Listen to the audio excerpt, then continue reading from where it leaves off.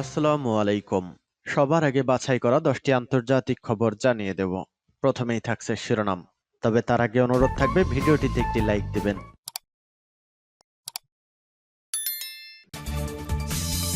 জানিয়ে দিব হাতে থাকা সর্বশেষ আপডেট আন্তর্জাতিক সংবাদ। প্রথমেই সংবাদ শিরোনাম, যুক্তরাষ্ট্র ও ইসরায়েলকে সতর্ক করে বিজয়ী বার্তা আল জোলানির।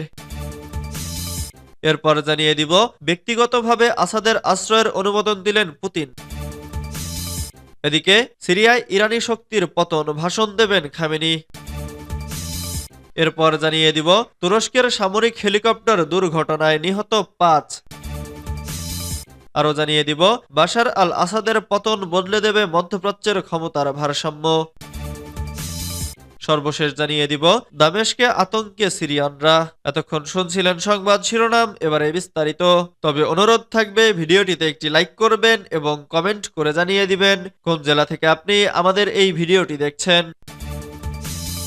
যুক্তরাষ্ট্র ও ইসরায়েলকে সতর্ক করতে বিজয়ী বার্তা আল জোলানির। সিরিয়ার স্বৈরশাসক বাশার আল আসাদকে উৎখাত করে বিদ্রোহী জোটের নেতা আবু মোহাম্মদ আল জোলানি দামেস্কের ঐতিহাসিক উমাইয়া মসজিদের মিম্বরে দাঁড়িয়ে তার প্রথম বিজয়ী বক্তব্য দেন।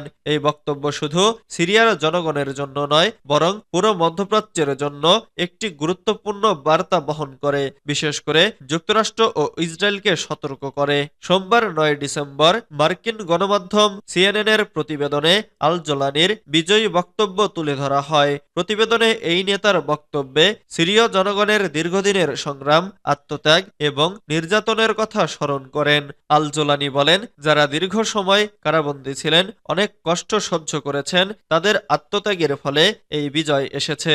আসাদের পতনের পর আল জোলানি আরো শক্তিশালী হয়েছে, তবে তার সামনে সবচেয়ে বড় চ্যালেঞ্জ হলো পশ্চিমা শক্তি, বিশেষ করে যুক্তরাষ্ট্র ও ইসরায়েল, যাদের মধ্যে ইতোমধ্যে তার মাথার দাম $1 কোটি ঘোষণা করা হয়েছে। তার এই বক্তব্য মূলত তাদের উদ্দেশ্যে ছিল। আল জোলানি পশ্চিমা শক্তি, বিশেষ করে যুক্তরাষ্ট্র ও ইসরায়েলকে সতর্ক করে দিয়ে বলেন, নতুন সিরিয়ার সঙ্গে আপনারা যুক্ত হলেও আমাদের অভ্যন্তরীণ বিষয়ে হস্তক্ষেপ করার অধিকার আপনাদের নেই। তিনি সিরিয়ার ধর্মীয় ও সাম্প্রদায়িক বিভাজন দূর করার আহ্বান জানান এবং সব ধর্মাবলম্বী সিরীয়দের একত্রিত হওয়ার ডাক দেন। ব্যক্তিগতভাবে আসাদের আশ্রয়ের অনুমোদন দিলেন পুতিন। রাশিয়ার প্রেসিডেন্ট ভ্লাদিমির পুতিন ব্যক্তিগতভাবে বাশার আল আসাদকে মস্কোয় আশ্রয় দেওয়ার অনুমোদন দিয়েছেন। সশস্ত্র বাহিনীদের হাতে দামেস্কের পতনের পর সিরিয়ার সাবেক প্রেসিডেন্ট ও তার পরিবার রাশিয়ায় পৌঁছেছেন বলে খবর প্রকাশের পর সোমবার 9 ডিসেম্বর এ তথ্য প্রকাশ করা হলো। ক্রেমলিনের মুখপাত্র দিমিত্রি পেসকভ এক প্রেস ব্রিফিংয়ে বলেন, পুতিন ও আসাদের মধ্যে কোনো বৈঠক হওয়ার কথা নেই। আসাদ কোথায় আছেন সে বিষয়েও কিছু বলার নেই। আসাদকে কিভাবে রাজনৈতিক আশ্রয় দেওয়া হয়েছে জানতে চাইলে পেসকভ বলেন, রাষ্ট্রপ্রধান ছাড়া এ ধরনের সিদ্ধান্ত নেওয়া যায় না, এটা তার সিদ্ধান্ত। রাশিয়ার জ্যেষ্ঠ কূটনৈতিক মিখাইল উলিয়ানভ সোমবার সকালে নিশ্চিত করেছেন, আসাদ ও তার পরিবার মস্কোতে রয়েছেন। এটি চ্যালেঞ্জিং সময়ে তার মিত্রদের প্রতি রাশিয়ার প্রতিশ্রুতির প্রতিফলন। তিনি বলেন, রাশিয়া কঠিন পরিস্থিতিতে তার বন্ধুদের সঙ্গে বিশ্বাসঘাতকতা করে না, মার্কিন যুক্তরাষ্ট্রের মতো নয়। এর আগে গতকাল রোববার রুশ গণমাধ্যমের খবরে বলা হয়, মানবিক কারণে আসাদ ও তার পরিবারকে রাশিয়ায় আশ্রয় দেওয়া হয়েছে। সিরিয়ায় ইরানি শক্তির পতন, ভাষণ দেবেন খামেনি। 23 বছরের বেশি সময় ধরে সিরিয়া শাসন করেছেন বাশার আল আসাদ। তাকে শক্তভাবে সমর্থন দিয়ে আসছিল ইরান ও রাশিয়া। আসাদের পতনের পর মধ্যপ্রাচ্যে ইরান তাদের গুরুত্বপূর্ণ অবস্থান হারিয়েছে। সিরিয়ার বিদ্রোহীরা রোববার সকালেই জানায়, স্বৈরশাসক প্রেসিডেন্ট বাশার আল আসাদ দেশ ছেড়ে পালিয়েছেন এবং সিরিয়া এখন মুক্ত। এর আগে বার্তা সংস্থা রয়টার্স সিরিয়ার 2 জন সিনিয়র কর্মকর্তাকে উদ্ধৃত করে বলেছেন, প্রেসিডেন্ট আসাদ রাজধানী দামেস্ক ছেড়েছেন। সর্বশেষ রাশিয়া গতকাল রাতে জানিয়েছে, আসাদ তাদের পরিবার সহ মস্কোতে আশ্রয় নিয়েছেন। আসাদের পতনের মধ্যে গতকাল সিরিয়া ছেড়ে পালিয়েছে ইরান সমর্থিত লেবাননের সশস্ত্র গোষ্ঠী হিজবুল্লাহর যোদ্ধারা। এছাড়া ইরান সমর্থিত ফিলিস্তিনের সশস্ত্র গোষ্ঠী হামাসের যোদ্ধারাও সিরিয়া থেকে সরে গেছে। বিশ্লেষকরা বলেছেন, আসাদের পতনে মধ্যপ্রাচ্যে চাপে পড়েছে ইরান, তবে ইরান এখন পর্যন্ত প্রকাশ্যে তেমন কিছু বলেননি।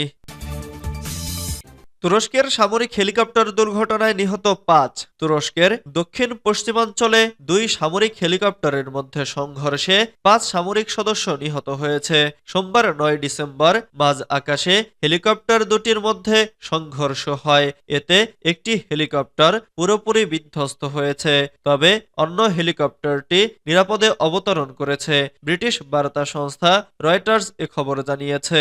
দেশটির বেসরকারি টেলিভিশন এনটিভির বরাতে গভর্নর আব্দুল এরিন জানান, UH-1 মডেলের হেলিকপ্টারটি প্রশিক্ষণ ফ্লাইট চলাকালে বিধ্বস্ত হয়। দুর্ঘটনায় একজন গুরুতর আহত হয়েছে, তাকে হাসপাতালে চিকিৎসা দেওয়া হচ্ছে। দক্ষিণ পশ্চিমাঞ্চলীয় স্পার্টা প্রদেশে নিয়মিত প্রশিক্ষণ বিমান উড্ডয়নের সময় দুর্ঘটনা ঘটে বলে জানিয়েছেন গভর্নর। নিহতদের মধ্যে একজন ব্রিগেডিয়ার জেনারেলও রয়েছেন। তিনি ওই অঞ্চলের বিমান চলাচল স্কুলের দায়িত্বে ছিলেন। কি কারণে দুটি হেলিকপ্টার একে অপরের সংস্পর্শে আসে তা তাৎক্ষণিকভাবে জানা যায়নি। গভর্নর এরিন জানান, দুর্ঘটনার কারণ অনুসন্ধানে একটি তদন্ত শুরু হয়েছে। বাশার আল আসাদের পতন বদলে দেবে মধ্যপ্রাচ্যের ক্ষমতার ভারসাম্য। সিরিয়ার বিদ্রোহীরা দেশটির উত্তর পশ্চিমের ইদলিবে তাদের ঘাঁটি থেকে সরকার বিরোধী বিস্ময়কর অভিযান শুরুর পর বহু বছরের শাসন শেষে বাশার আল আসাদের পতন হয়েছে, কিন্তু মাত্র ১ সপ্তাহ আগেও এটি ছিল অচিন্তনীয়। এটাই সিরিয়ার জন্য টার্নিং পয়েন্ট। ২০০০ সালে বাবার মৃত্যুর পর ক্ষমতায় এসেছিলেন বাশার আল আসাদ এবং দেশ শাসন করেছেন তার বাবার মতোই শক্ত হাতে।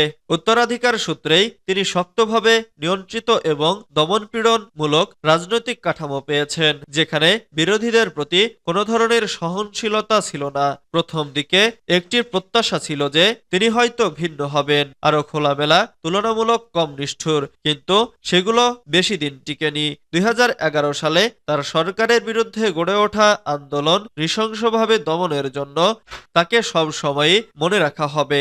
ওই ঘটনাই সিরিয়াকে গৃহযুদ্ধের দিকে নিয়ে যায়। দামেস্কে আতঙ্কে সিরিয়ানরা। প্রেসিডেন্ট বাশার আল আসাদের পতনের মাধ্যমে রোববার ৮ ডিসেম্বর সিরিয়ায় ৫৪ বছরের স্বৈরশাসনের অবসান ঘটেছে। সিরিয়ায় আসাদ পরিবারের শাসন শুরু হয়েছিল ৭০-এর দশকের শুরু থেকে। বাবার পর গত ২৪ বছর ধরে সিরিয়া শাসন করছিলেন আসাদ।